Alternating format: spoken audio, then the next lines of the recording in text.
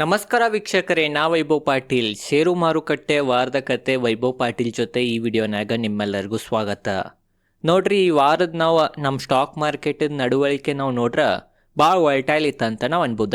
ಏನು ಈ ವಾರ ಸ್ಟಾರ್ಟ್ ಆಗಿತ್ತ, ಮಂಡೇ ದಿನ ಮಾರ್ಕೆಟ್ ಏರಿ ಓಪನ್ ಆಗಿತ್ತ, ಚಲೋ ರ್ಯಾಲಿ ತೋರಿಸಿತ್ತ.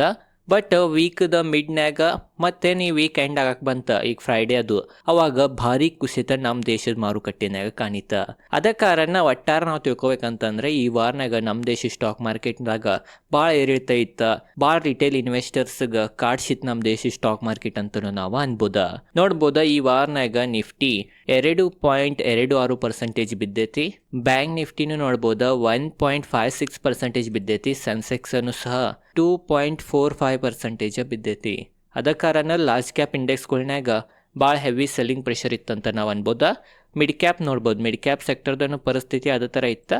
ಮಿಡ್ ಕ್ಯಾಪನ್ನು ಸಹ ಈ ವಾರನಾಗ 0.32% ಬಿದ್ದೈತಿ. ಸ್ಮಾಲ್ ಕ್ಯಾಪನ್ನು 0.49% ಬಿದ್ದೈತಿ. ಮಿಡ್ ಕ್ಯಾಪ್ ಸ್ಮಾಲ್ ಕ್ಯಾಪ್ ಅಷ್ಟ್ಯಾಕೆ ಹೆಚ್ಚು ಬಿದ್ದಿಲ್ಲ ಅಂತಂದ್ರೆ ಆಲ್ರೆಡಿ ಬಿದ್ದಿದ್ದು ರೀ.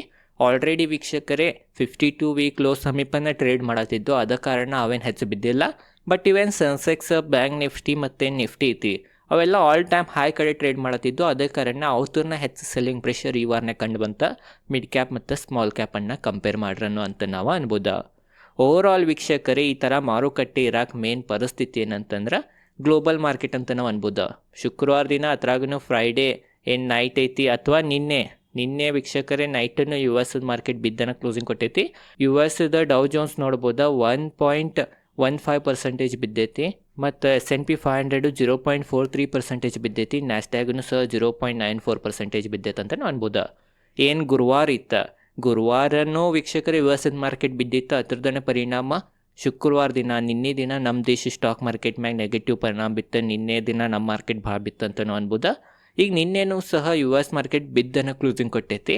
ಅದ ಕಾರಣ 10 ಪೆಟ್ಟು ಮಂಡೇ ಭಾರತದ ಮಾರುಕಟ್ಟೆ ಮೇಲೆ ಯಾವ ಥರ ಬೀಳ್ತೈತೆ ಅಂತಲೂ ನಾವು ನೋಡ್ಬೇಕಾ. ಮತ್ತು ನಾವು ವೀಕ್ಷಕರೇ ಯುರೋಪ್ ಮಾರ್ಕೆಟ್ ಪರಿಸ್ಥಿತಿ ನೋಡ್ರೆ, ಯುರೋಪ್ ಮಾರ್ಕೆಟನ್ನು ಡೌನನೇ ಇದಾವೆ.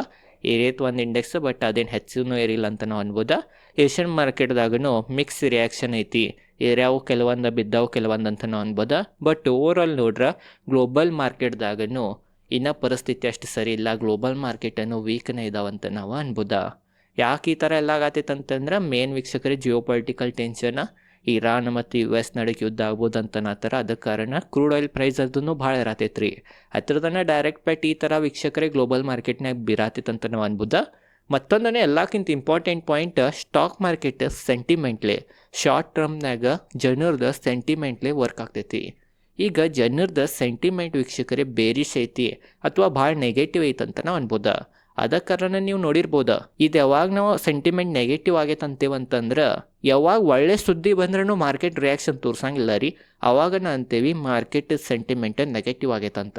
ಅದ ಕಾರಣ ಈಗಿನ ಪರಿಸ್ಥಿತಿ ನೋಡ್ರೆ ಮಾರ್ಕೆಟ್ ಸೆಂಟಿಮೆಂಟ್ ನೆಗೆಟಿವ್ ಆಗೈತಿ.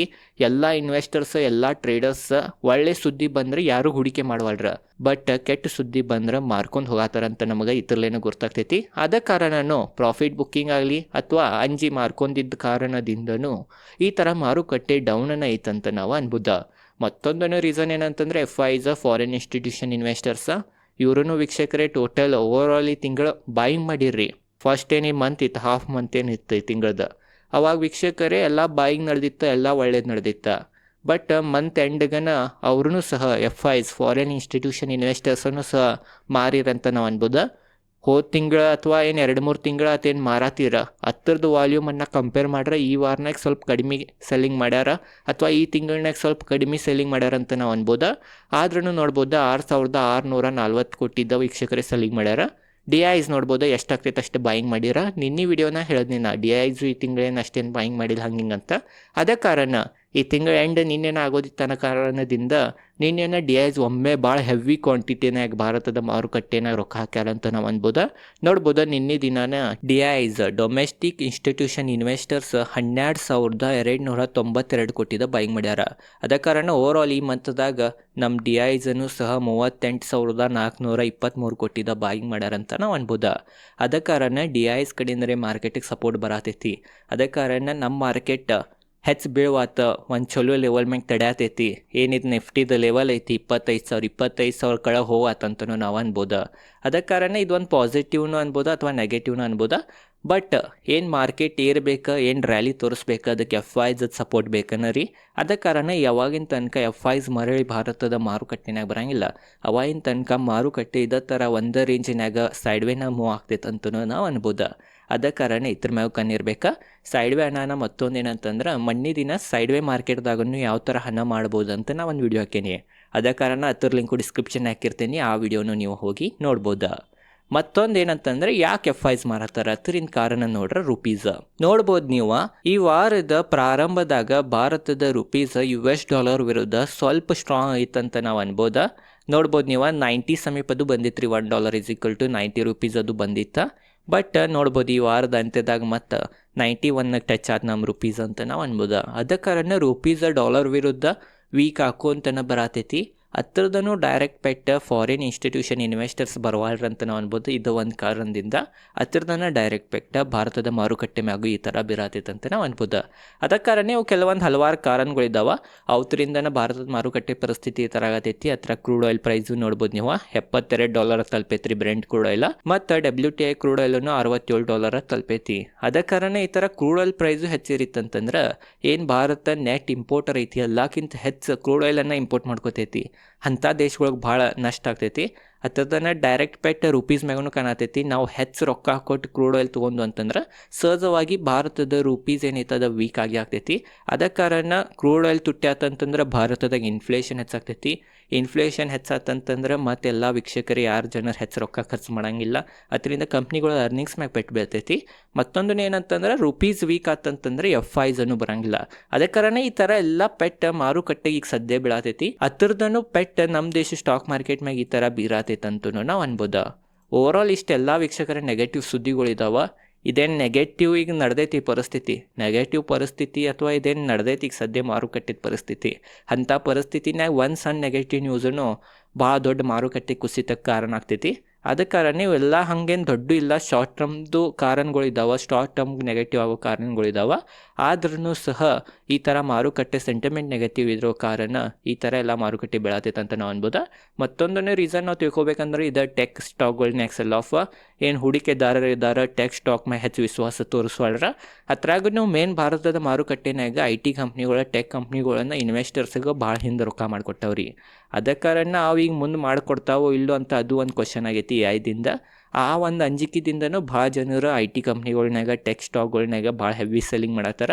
ಅದರಿಂದನೂ ಮಾರುಕಟ್ಟೆ ಈ ಥರ ಕುಸಿತೈತಿ. ಇದೇನು ಟೆಕ್ ಸ್ಟಾಕ್ಗಳ್ನಾಗ ಮತ್ತು IT ಸ್ಟಾಕ್ಗಳ್ನಾಗ ಭಾಳ ಹೆವಿ ಸೆಲ್ಲಿಂಗ್ ನಡೆಯತೈತಿ. ಅದು ಎದಕ್ಕೆ ನಡೆಯತೈತಿ, ಏನು ನಡೆಯತೈತಿ, ಅದ್ರ ಹಿಂದೆ ಮೇನ್ ಏನಂತ ಎಲ್ಲ ಲಾಜಿಕಲ್ಲೇ ನಾ ಡೀಟೇಲ್ದಾಗ ನಾಳೆ ವಿಡಿಯೋ ಮಾಡಿದ್ದೀನಿ. ಅದಕ್ಕೆ ನಾನು ಸಬ್ಸ್ಕ್ರೈಬ್ ಮಾಡಿಲ್ಲ ಅಂದ್ರೆ ಸಬ್ಸ್ಕ್ರೈಬ್ ಮಾಡಿರಿ.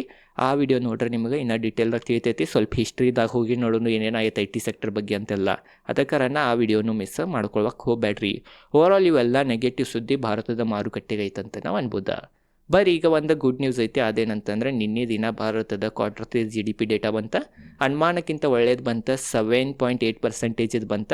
ಅದ ಕಾರಣ ಇದು ಒಂದು ಒಳ್ಳೇದನ್ನ ಅನ್ಬೋದು ನಮ್ಮ ಭಾರತದ ಮಾರುಕಟ್ಟೆಗೆ. ಮತ್ತೇನು ವರ್ಷ GDP ಐತೆ ಅದು ಸಹ ಅನುಮಾನ ಏನಿತ್ತು ಮೊದಲು ಅದನ್ನು ಏರ್ಸ್ಯಾರ. ಅದ ಕಾರಣ ಇದು ಒಂದು ಪಾಸಿಟಿವ್ ಅನ್ಬೋದು.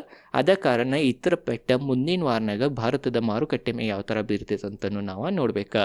ಬರೀ ಈಗ ಕೆಲವೊಂದು ಸುದ್ದಿಗಳಿದ್ದಾವೆ. ಮುಂದಿನ ವಾರನಾಗ ಇನ್ವೆಸ್ಟರ್ ಆಗಿ ಏನೇನು ನೋಡ್ಬೇಕಂತ ಅದ್ರ ಬಗ್ಗೆ ತಿಳ್ಕೊಳ್ಳೋಣ. ನೋಡಿರಿ, ಮುಂದಿನ ವಾರನಾಗ US ಜಾಬ್ಲೆಸ್ ಕ್ಲೇಮರ್ ಡೇಟಾ ಬರೋದೈತಿ 5 ಮಾರ್ಚಿಗೆ. ಅದ ಕಾರಣ ಅದ್ರ ಮ್ಯಾಗ ಕಣ್ಣಿರ್ಬೇಕು. ಏನು ಗ್ಲೋಬಲ್ನಾಗ ಟೆಕ್ ಸೆಲ್ ಆಫ್ ಆಗತೈತಿ ಅದ್ರ ರಿಲೇಟೆಡ್ ಏನರ ಸುದ್ದಿ ಬರ್ತೈತೇನಂತ ಅದ್ರ ಮ್ಯಾಗೂ ನಮ್ಮದು ಕಣ್ಣಿರ್ಬೇಕು. ಜಿಯೋ ಪೊಲಿಟಿಕಲಿ ಟೆನ್ಷನ್ ಏನು ನಡೆದೈತಿ, ಸೌದಿ ಆಗಲಿ ಇರಾನ್ ಆಗಲಿ ಏನಿದು ಪಾಕಿಸ್ತಾನ್ ಮತ್ತು ಅಫ್ಘಾನಿಸ್ತಾನ್ ನಡ್ಕೂ ಯುದ್ಧ ನಡೆದೈತಿ, ಅವೆಲ್ಲದ್ರ ಮ್ಯಾಗೂ ಕಣ್ಣಿರ್ಬೇಕು. ಜಿಯೋ ಪೊಲಿಟಿಕಲ್ ಟೆನ್ಷನ್ ಏನರ ಹೆಚ್ಚಾತಂದ್ರೆ ಅದರಿಂದನೂ ಮಾರುಕಟ್ಟೆ ಮ್ಯಾಗ ವೀಕ್ಷಕರ ಪೆಟ್ಟು ಬೀಳೋ ಸಂಭಾವನೆ ಐತಿ. ಮತ್ತೊಂದು ಏನಂತಂದ್ರೆ ಇದೇನು Q3 GDP ಡೇಟಾ ಬಂದೈತಿ, ಹತ್ತಿರದ ಪೆಟ್ಟು ಮುಂದಿನ ವಾರ ಭಾರತದ ಮಾರುಕಟ್ಟೆ ಮೇಲೆ ಯಾವ ಥರ ಬೀಳ್ತೈತೆ ಅಂತ ನಾವು ನೋಡ್ಬೇಕು. ಇವೆಲ್ಲ ಪ್ರಮುಖ ಸುದ್ದಿಗಳಿದಾವೆ ಮುಂದಿನ ವಾರಕ್ಕೆ. ಅದ ಕಾರಣ ಇವೆಲ್ಲ ಸುದ್ದಿಗಳ ಮ್ಯಾಗೂ ನಮ್ದು ಕಣ್ಣ ಇರಬೇಕು. ಮತ್ತು ನಾವೀಗ ಗೋಲ್ಡ್ ಪ್ರೈಸ್ ನೋಡ್ರ, ಗೋಲ್ಡ್ ನೋಡ್ಬೋದ $5,000 ಮ್ಯಾಗ ಮತ್ತೆ ಹೋತ್ರಿ. $5,000 ಸ್ವಲ್ಪ ಕೆಳಗೆ ಬಂದಿತ್ತು. ಯಾಕಂತಂದ್ರೆ ಎಲ್ಲ ಮತ್ತು ವೀಕ್ಷಕರಿಗೆ ಚಲೋ ಆಗತ್ತಿತ್ತು. US ಸುಪ್ರೀಂ ಕೋರ್ಟನ್ನು ಡೊನಾಲ್ಡ್ ಟ್ರಂಪ್ ಟೆರಿಫ್ ಇನ್ಲೀಗಲ್ ಹಂಗಿಂಗ್ ಅಂತ ಘೋಷಣೆ ಮಾಡಿತ್ತ. ಅದಕ್ಕರನ ಮತ್ತು ಜಗತ್ನಾಗ ಇದೇನು ಟ್ರೇಡ್ಗಳು ನಡೀತಾವ ಎಲ್ಲ ನಾರ್ಮಲ್ ಆಗ್ಬೋದ, ಇದೇನು ಟ್ರೇಡ್ ವಾರ್ ನಡೆದಿತ್ತು ಅದು ಮತ್ತೆ ನಾರ್ಮಲ್ ಆಗ್ಬೋದು ಅಂತ ಎಲ್ಲಾರ್ದು ಅನುಮಾನ ಇತ್ತು.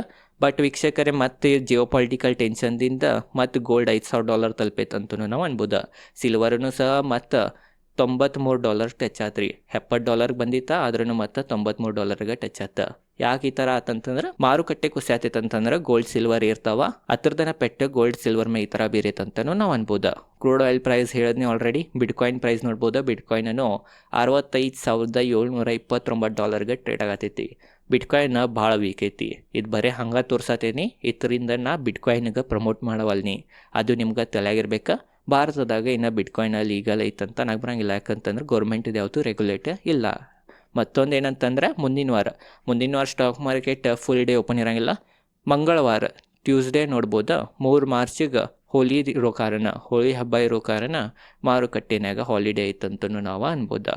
ಓವರಾಲ್ ವೀಕ್ಷಕರು ಇವೆಲ್ಲ ಸುದ್ದಿಗಳಿದಾವೆ. ನೀವೊಬ್ಬರು ಟ್ರೇಡರ್ ಇದ್ರಿ ಅಂತಂದ್ರೆ ಮುಂದಿನ ವಾರನಾಗ ವೀಕ್ಷಕರೇ ಸ್ಟಾಪ್ ಲಾಸನ್ನು ಹಚ್ಚಿನ ಟ್ರೇಡ್ ಮಾಡಿರಿ. ಯಾಕಂದ್ರೆ ಭಾಳ ವಾಲ್ಟಾಲಿಟಿ ಐತಿ. ಸ್ಟಾಪ್ ಲಾಸ್ ಹಚ್ಚಲಿಲ್ಲ ಅಂದ್ರೆ ಭಾಳ ನಷ್ಟ ಆಗೋದನ್ನು ಸಂಭಾವನೆ ಇರ್ತೈತಿ. ಮತ್ತು ವೀಕ್ಷಕರೇ ನೀವೊಬ್ಬರು ಲಾಂಗ್ ಟರ್ಮ್ ಹೂಡಿಕೆದಾರರಿದ್ರೆ ಪ್ಯಾನಿಕ್ ಮಾಡೋಕ್ಕೆ ಹೋಗಬೇಡ್ರಿ ಅಂತಲೂ ನಮಗೆ ಎಕ್ಸ್ಪರ್ಟ್ಗಳು ಇಲ್ಲಿ ತಿಳಿಸತ್ತಾರ. ಓವರಾಲ್ ವೀಕ್ಷಕರೇ ಇದೇ ಇತ್ತ. ಈ ವಿಡಿಯೋನ ಎಲ್ಲ ಡೀಟೇಲ್ದಾಗ ನಿಮಗೆ ಗುರ್ತಾ ಇರ್ಬೋದು ಅಂತ ನನಗನ್ನಿಸ್ತೈತಿ. ವಿಡಿಯೋ ಹೆಂಗೆ ಅನ್ಸಿತ್ತಂತ ಕಮೆಂಟ್ ಸೆಕ್ಷನ್ನಾಗ ತಿಳಿಸ್ರಿ. ಮುಂದಿನ ವಾರ ಮಾರುಕಟ್ಟೆನೇ ಯಾವ ಥರ ಸೆಂಟಿಮೆಂಟ್ ಇರ್ತೈತಿ, ಮಾರುಕಟ್ಟೆ ಏರ್ತೈತೋ ಬೀಳ್ತೈತೋ ನಿಮಗೇನು ಅನ್ನಿಸ್ತೈತೆ ಅಂತ ಕಮೆಂಟ್ ಸೆಕ್ಷನ್ನಾಗ ತಿಳಿಸ್ರಿ. ಇದೈತಿ ಇವತ್ತಿನ ಈ ವಿಡಿಯೋ. ಧನ್ಯವಾದಗಳು.